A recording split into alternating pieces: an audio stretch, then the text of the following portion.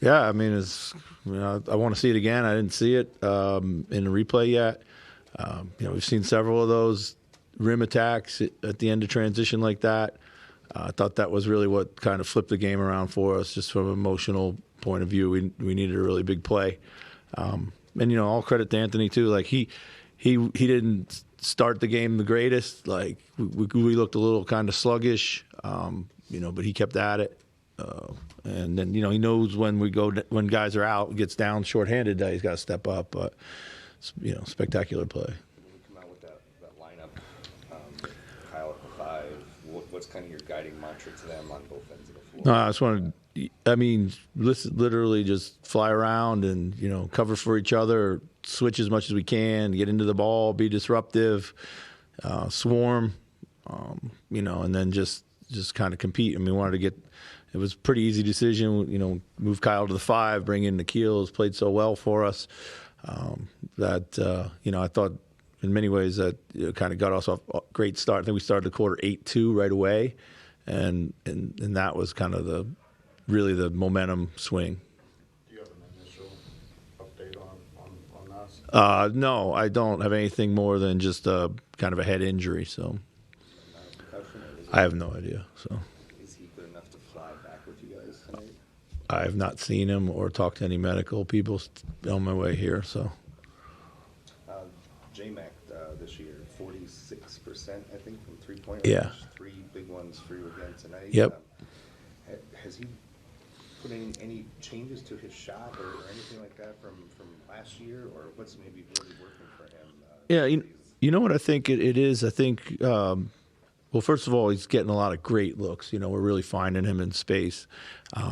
It's a little like we talked about with Mike in the pregame. He's not having to handle the ball all the time, so the ball is able to come back to him, find him, and he's just taking his time. He's shooting it in rhythm, great confidence. I think he can anticipate when the pass is going to come to him. That helps him be shot ready, and he's just playing lights out, man, on both ends of the floor. He was part of that unit in the second quarter that Yeah. kind of got you guys back in the game. Yep.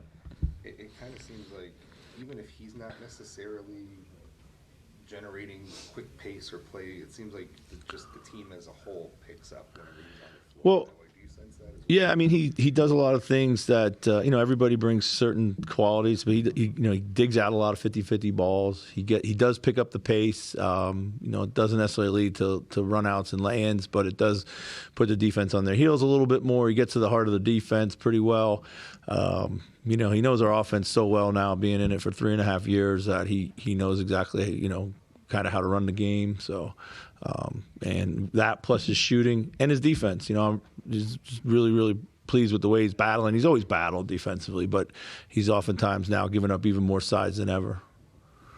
Chris, one question. Yeah. We talked about rebounding before. Yeah. From Saturday night's game. A lot of times you can watch NBA games, you don't see a whole lot of boxing out. Maybe Yeah. it's kind of become a thing from 30 years ago or something. Yeah. But Naz Reid, Luka Garza, Yeah. against a bigger team, Yeah. just putting their body to keep a big guy off the offensive glass. I was impressed by you guys the last couple games doing that. Yeah, I appreciate that. It is one of the lost arts of basketball. Guys, people don't really box out much anymore. And those two guys know that that's what they got to do to be able to compete in the air. I mean, Naz gives up a little bit of size at times. And Naz has been outstanding. He's lifted his rebounding game for all season. And Luka obviously is not going to compete in the air with some of the athleticism that's out there. So he needs to win the battle on the ground.